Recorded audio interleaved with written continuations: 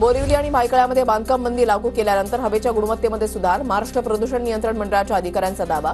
आढावा घेऊन निर्बंध उठवण्यात येतील. मुंबई पालिका आयुक्त भूषण गगराणी यांची माहिती.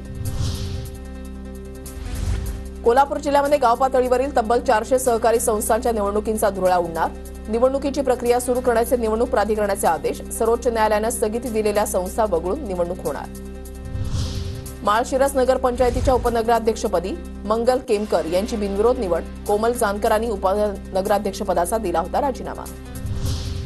रत्नागिरीच्या लांजा शहरामधल्या चौपदरीकरणाला अडथळा ठरणारी बांधकामं हटवण्यास सुरुवात. सार्वजनिक बांधकाम विभाग आणि तहसीलदारांच्या उपस्थितीमध्ये बांधकामांवर हातोडा. नाशिकमधील मालेगावमध्ये नायलॉन मांजानं न्यायाधीश जखमी. मांजा विक्री करणाऱ्यांवर कठोर कारवाई करण्याची सर्व स्तरातून मागणी. ठाण्यामधल्या ग्रामीण रुग्णालयामध्ये रुग्णांची हेळसांड. रुग्णालयामधील फिल्टर नावालाच. फिल्टर विनाच पाणी मिळत असल्यानं पिण्याच्या पाण्याच्या टाकीमध्ये घाणीचं साम्राज्य. जळगाव शहरामध्ये परवानगी न घेता लावण्यात आलेले तब्बल 700 बॅनर महापालिकेनं काढून जप्त केले.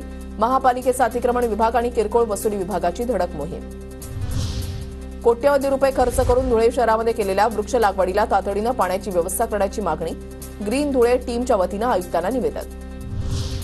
नवी मुंबईमध्ये टीएसएस चाणक्य तलावामध्ये फ्लेमिंगोंचं आगमन. फ्लेमिंगो पाहण्यासाठी मुंबई, नवी मुंबई, पनवेल, उरण, ठाणे अशा विविध भागातून नागरिकांची गर्दी.